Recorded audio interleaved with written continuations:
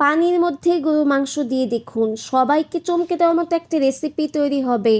সবাইকে চমকে দেওয়ার মতো রেসিপি তৈরি করতে পানির মধ্যে আমি গরুর মাংসগুলোকে টুকরো টুকরো করে কেটে দিয়ে দিয়েছি। এবারেতে দিয়ে দিব সামান্য একটু হলুদ আর স্বাদমতো লবণ। এরপরেতে হাফ চা চামচ আদা বাটা, হাফ চা চামচ রসুন বাটা দিয়ে দিয়েছি। এরপর এতে দিয়ে দিলাম আস্ত এলাচি, দারুচিনি, দুটো তেজপাতা চিড়ে দিয়ে দিয়েছি। এবার হাত দিয়ে মেখে সব কিছু একসাথে মিক্স করে নিচ্ছি। এবার ঢাকনা দিয়ে ঢেকে মাংসগুলোকে সিদ্ধ করে নেব। মাংসগুলোকে এমনভাবে সিদ্ধ করে নেব যাতে প্রপারলি মাংস সিদ্ধ হয়ে যায় আর এক্সট্রা কোনো পানিও বেঁচে না থাকে। দেখেন মাংসগুলো প্রপারলি সিদ্ধ হয়ে গেছে আর এক্সট্রা কোনো পানিও বেঁচে নেই। এবারে থেকে নামিয়ে নিব।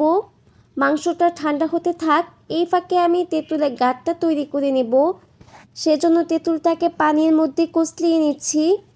এরপর পানি থেকে বিচি আর ছালগুলো আলাদা করে নিচ্ছি।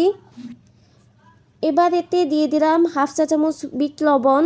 স্বাদের ব্যালেন্সের জন্য দিয়ে দিব 4 চা চামচ চিনি। সবগুলোকে একসাথে মিক্স করে নিচ্ছি।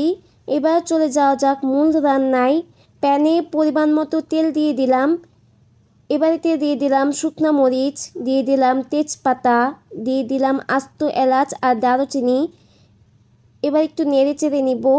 এরপর এতে দিয়ে দিলাম কোয়া করে রাখা রসুনগুলোকে নেড়ে চেড়ে হালকা একটু ভেজে নেব। এরপর এতে দিয়ে দিব সিদ্ধ করে রাখা মাংসগুলোকে কিছুক্ষণ নেড়ে চেড়ে নিয়ে দিয়ে দিলাম সরিষা বাটা। এবার এটাকে নেড়ে চেড়ে তেলের সাথে মিক্স করে নিচ্ছি। আমি কিন্তু সরিষা বাটাটা মরিচ আর লবণ দিয়ে বেটে নিয়েছি, এতে আর তেতো ভাবটা থাকবে না।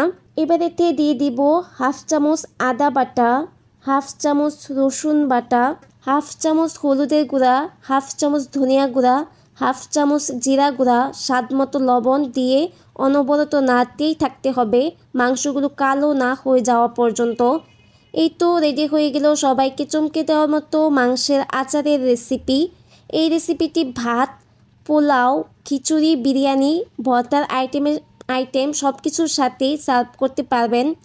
ধন্যবাদ সবাইকে ভিডিওটি দেখার জন্য। সবাই একটি লাইক করে দিবেন।